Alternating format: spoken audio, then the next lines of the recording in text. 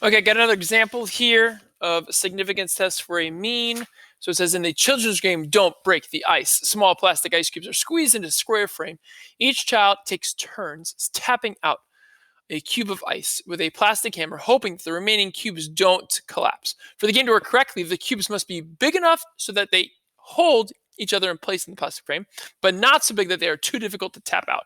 The machine that produces the little plastic cubes is designed to make cubes that are 25.4 millimeters wide, but the width varies a little. To ensure that the machine is working well, the supervisor inspects a random sample of 50 cubes every hour and measures their width. The data from a sample taken during 1 hour yield a mean of 25.4154 millimeters and a standard deviation of 0.09 millimeters.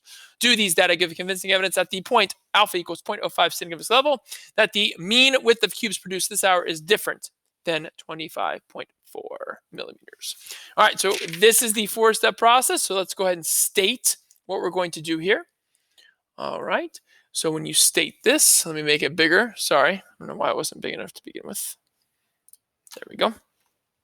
Cool beans.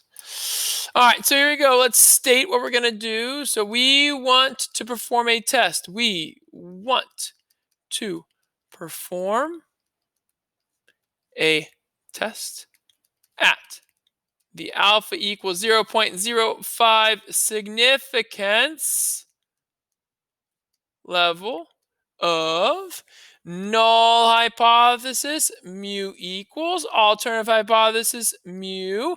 Now, what's our null value? Well, it's the value that we think the machine should work at, and that's right here, 25.4 millimeters. That's our null value.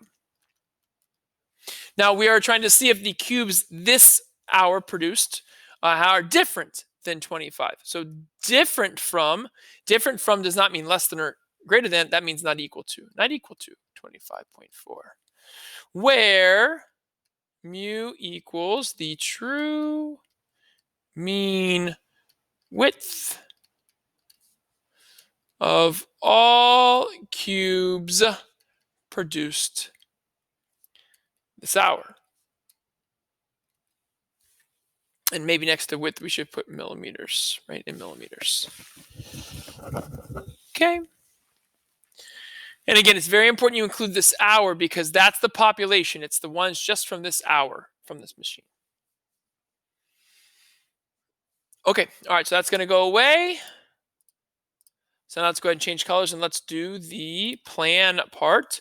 So when we plan, first thing is we mention our inference method, one sample t test for mu. We do our two conditions. The first is the random condition, and it does say here, random sample of 50 cubes every hour. Random sample of 50 cubes every hour. So that's their quality control, right? So it meets the random condition. Next is the normal large sample condition.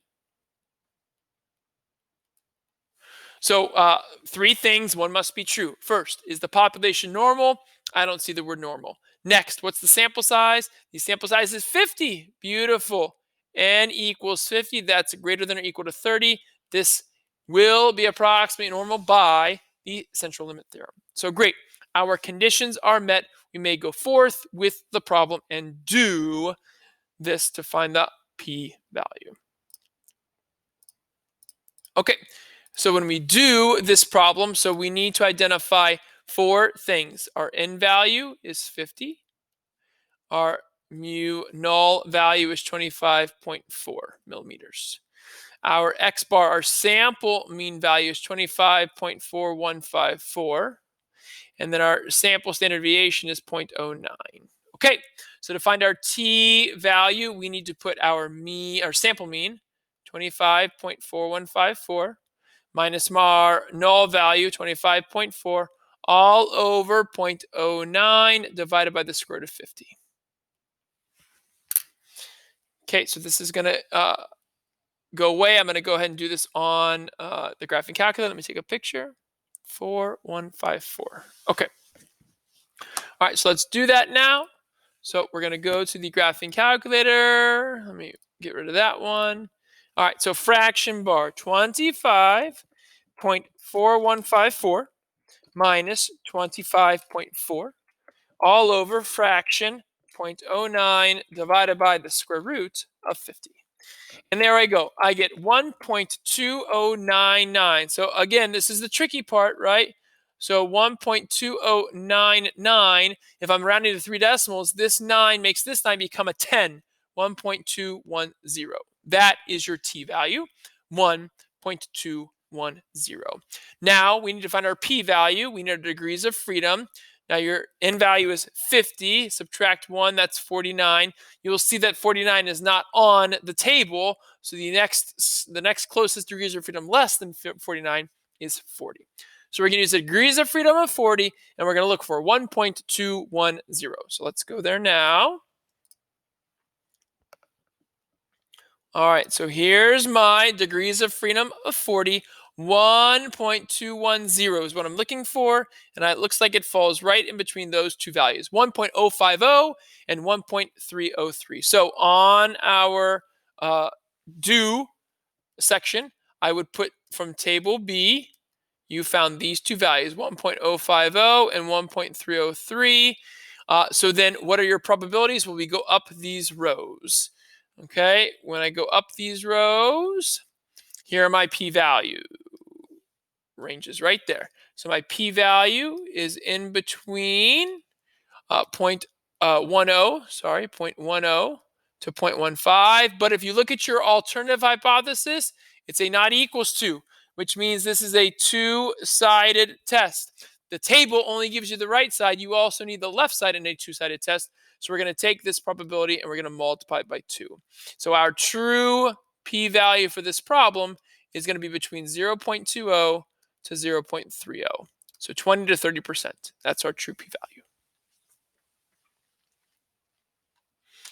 Okay, if you have trouble using table B, just let me know, all right? Okay, and now let's go back to our notes to finish this problem. So now we have to make our conclusion. So when we start our conclusion, we always start with the p-value. So our conclusion, your p-value of 0.20 to 0.30 is greater than 0.05. It's more than our significance level, so we fail to reject the null. This means there is not convincing evidence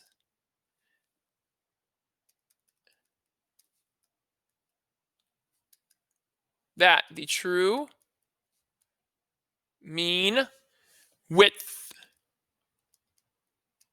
of cubes produced this hour differs, or is different from, I like to put differs from 25.4 millimeters.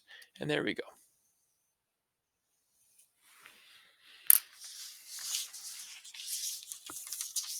All right, so there's your second example of how we do a significance test for a sample or for a mean.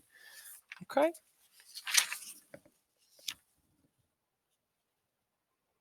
All right, so now I have one more objective and one more video coming up.